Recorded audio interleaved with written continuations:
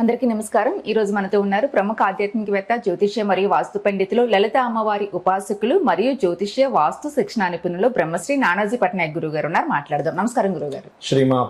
గురుగారు, మంగళవారం అమావాస్య రాబోతుంది. జ్యేష్ఠ మాసంలో వస్తున్న అమావాస్య ప్రత్యేకత చెప్పండి. ముఖ్యంగా ఏదైనా ప్రాబ్లమ్స్ ఉన్న వాళ్ళు ఏ అమావాస్యను వినియోగించుకుని ఎలాంటి పరిహారాలు చేసుకోవాలి గురుగారు? తప్పకుండా అండి.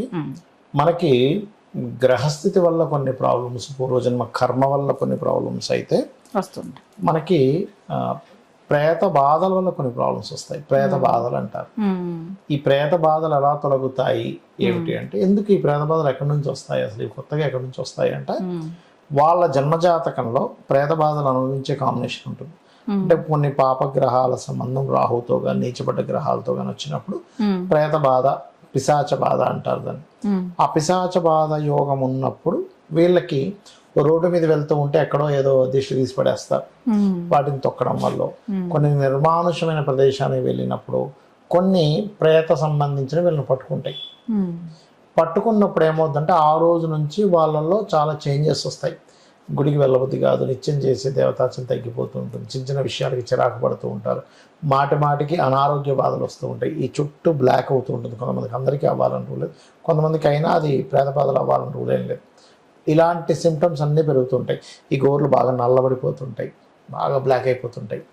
ఈ తీవ్ర స్థాయిలో ఉన్నప్పుడు ప్రేత బాధలు, అప్పుడు ఓకే ప్రేత బాధలతో ఇబ్బంది పడుతున్నాడు మనం అర్థం చేసుకొని, ఈ ప్రేత బాధల నుంచి బయటపడడానికి ఒకటే మార్గం ఏమిటి అంటే, ఒకటి సాయంత్రం సమయంలో లలితం చేసుకోవడం, పగటి సమయంలో పితృదేవత ఆరాధన చేయడం. అమావాస్య రోజు, అమావాస్య నాడు పితృదేవతల కోసమని మీరు స్వయం పాకం ఇవ్వాలి. ఎవరు ఆ పితృదేవతలు? మీ తాతలు, ముత్తాతలు, మీ ఇంట్లో గతించిన వాళ్ళు ఉంటారుగా, వాళ్ళ పేరు మీద. మీరు శాస్త్రంలో దేవతలు, పితృదేవతలు రెండు రకాలుగా, ఆ రెండిటికి కూడా అమ్మవారే మళ్ళీ స్వాహ స్వద. స్వాహ అనే దీంతో అమ్మవారు దేవతలకి ఇస్తుంటే, స్వద అనేటువంటి దీంతో పితృదేవతలకి అనుగ్రహిస్తుంది అమ్మవారు. ఈ పితృదేవతల యొక్క అనుగ్రహం మనకు గనక ఉన్నట్లయితే ఈ ప్రేత బాధల నుంచి బయటపడతాడు. ఇవి ఎప్పుడు జరగవు ఈ అనుగ్రహం అంటే, మనకు చూడండి, ఎవరు తాతగారో ముత్తాతగారో లేకపోతే తండ్రి గారో ఎర్లీగా మరణించినప్పుడు వాళ్ళకంటూ ఒక తిథి ఉంటుంది. ఫలానా ఆశ్వీజ మాసంలో ఏకాదశి నాడు, లేకపోతే ఆశ్వీజ మాస దశమి, ఆశ్వీజ మాసం అష్టమి, ఏదో ఒక రోజు చనిపోయి ఉంటాడు. పుట్టుకి ఆశ్వీజం అనే కాదు, ఇంకా రకరకాల తిథుల్లో ఆ తిథి ఆ యొక్క మాసంలో అది గుర్తుపెట్టుకొని పర్టికులర్గా ఆ తిథి ఆ మాసం ఎప్పుడు వస్తుందో తెలుసుకొని ఎవరైతే ఆ పితృకర్మలు చేస్తారో వాళ్ళకి మనం చేసేటువంటి సేవలు, అప్పుడు వాళ్ళు మనం అనుగ్రహించగలుగుతారు. మనం వాళ్ళకి చేయాల్సిన సేవలు ఏమీ చేయకుండా వాళ్ళ అనుగ్రహం కలగదు.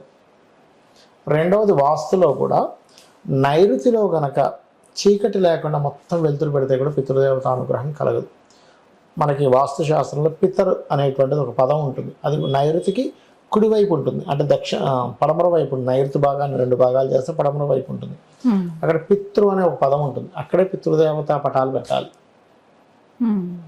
ఇలా ఉదయం పూటేమో మీ ఇంట్లో చేసేటువంటి కాలకృత్యాలు చేసుకొని నిత్యదేవత ఆరాధన చేసుకున్న తర్వాత 11:30 నుంచి 12:30, 1 గంట లోపల పితృదేవత సంబంధమైన తర్పణాలు కొంతమంది వదులుతారు.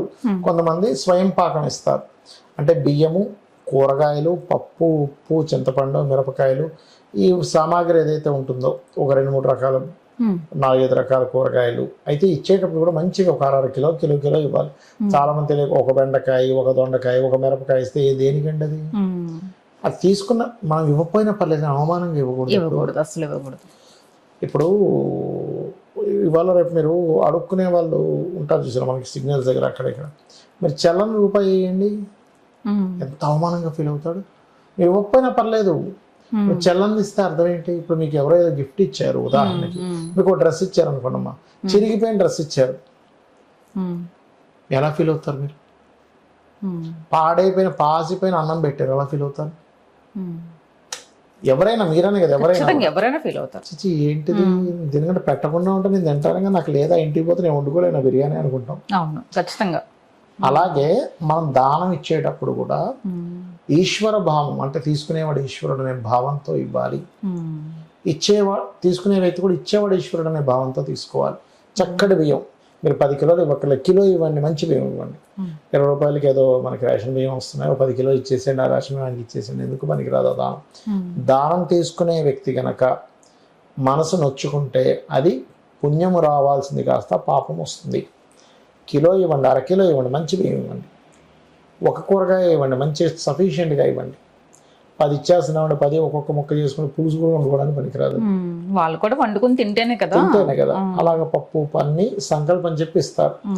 ఎవరి తరపున ఇస్తున్నారు, వాళ్ళ నాన్నగారు ఎవరు, వాళ్ళ నాన్నగారు ఎవరు సంకల్పం చెప్పిస్తారు. అలా ఇచ్చినట్లయితే పితృదేవత అనుగ్రహం కలిగినప్పుడు ఈ పిశాచ బాధలు తగ్గుతాయి. అమావాస్య నాడు చేయాలి. రాత్రి సమయంలో అంటే సాయంత్రం దాటిన తర్వాత, చీకటి పడ్డ తర్వాత వీలైనన్నిసార్లు, ఎన్నిసార్లు అయితే అన్నిసార్లు లలిత చదివినట్లయితే, నేను చాలా మందికి మన వీడియోలో చెప్పిన తర్వాత వాళ్ళు, సార్ మీరు అమావాస్య పూజ చెప్పారు, నేను చేసుకున్నట్టు చాలా బాగుందండి, ఏం బాగుందని అడిగేవాడిని. అంతకుముందు ఎప్పుడు ఇంట్లో గొడవలు ఉండేవారు సార్ అని. ఆ గొడవలు పోయాయి. ఎప్పుడు ఆరోగ్యం వచ్చేది అది పోయింది. సఫిషియెంట్గా మనీ ఉంటుంది, చక్కగా పనికి పని లభిస్తుంది, డబ్బులు లభిస్తుంది, హాయిగా ఉంటున్నాం. ఎందుకంటే ఇక్కడ పితృదేవత అనుగ్రహం కలుగుతుంది, దేవతా అనుగ్రహం కలుగుతుంది. ఇవి చెయ్యాలి మనం అమావాస్య నాడు. రేపు మంగళవారం వస్తుంది కదా గురుగారు, అమావాస్య మంచిదే కదా. మంగళము అంటే మంచిదని అర్థం. మంగళము అంటే మంచిది, మంగళకరము, మంగళ ద్రవ్యాలు అంటాం, మంగళ సూత్రం అంటున్నాం. మరి మంగళం అంటే చెడు అయితే మంగళ సూత్రం అని ఎందుకంటాం? అవును, మంగళం అంటేనే జయం, జయము మంచిది అని, శుభము అని అర్థం మంగళం అంటే. శుభకార్య, అందుకే మంగళవారం నాడు బంగారం కొనండి అని చెప్తాను. మళ్ళీ కొంటాం అంటే మీరు చెప్పారు నాకు కూడా ఒకసారి. అలానే మంగళవారం నాడు మీరు అప్పులు తీసుకోకూడదు, మళ్ళీ అప్పులు చేస్తూ ఉంటారు.